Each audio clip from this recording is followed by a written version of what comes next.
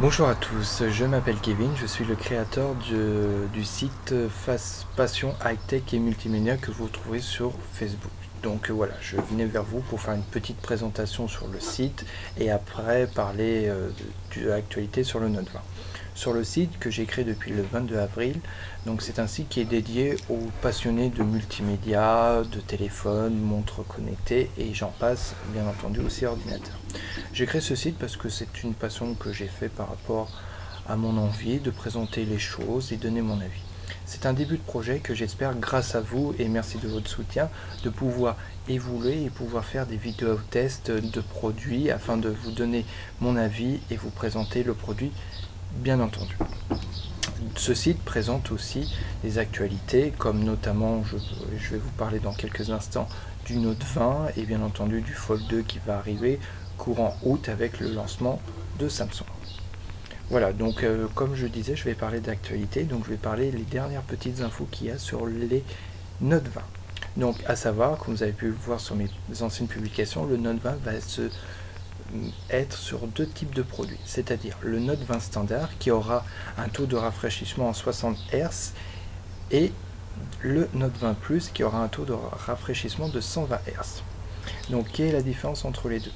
Donc notamment comme je viens juste de vous expliquer le taux de rafraîchissement. Par rapport à ça, les deux écrans auront une nouvelle technologie, c'est-à-dire le LTPO, c'est-à-dire Low Temporary Polycrystalline Oxide. Donc ce sont une nouvelle technologie d'écran qui permet d'économiser et d'accentuer l'autonomie du téléphone. Donc on les trouve notamment sur les montres connectées, donc comme Apple Watch avec les séries 4 et 5 et chez Samsung la Watch Active 2.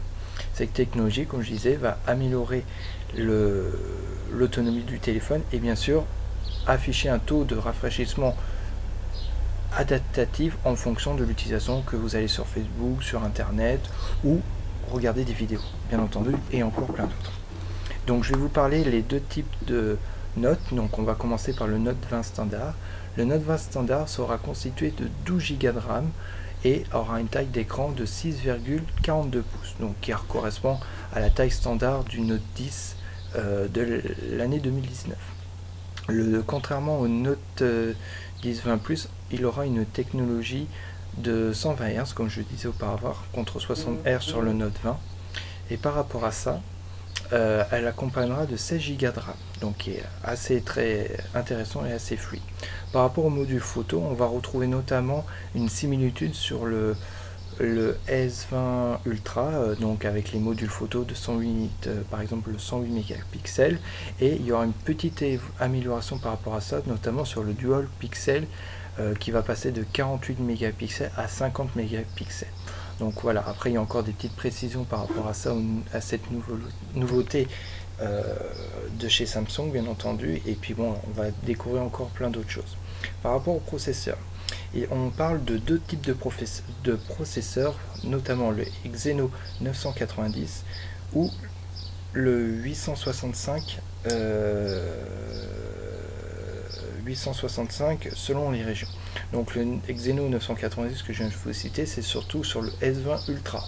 Donc on parle aussi d'une rumeur, mais bon, à confirmer aussi, d'un nouveau Exynos de 992 avec 6 nanomètres, donc encore beaucoup plus petit que celui du S20 Ultra, donc qui sera beaucoup plus rapide et beaucoup plus adaptatif au niveau performance et autonomie. Par rapport à ça, je pense que ça va être le Exynos 992, pardon, je me mélange avec les chiffres, je suis vraiment navré. Et donc par rapport à ça, je pense que ça peut être intéressant par rapport au Snapdragon de 865, auquel par rapport à ça, une nouvelle puce va se faire, donc le 875, qui sortira en fin d'année, donc au courant décembre d'après Qualcomm. Donc je pense que ça va être un des deux processeurs que je viens juste vous lister, donc soit le 992 de chez Exynos ou le 865 de chez Snapdragon. Donc tous deux sont très bien en termes de performance, bien entendu. Après, comme vous avez pu voir, certaines régions auront soit l'un ou soit l'autre. Et a priori, par la version européenne, le Exynos 992 serait dans la logique proposée vers Chine. Donc après, à confirmer par rapport à ça.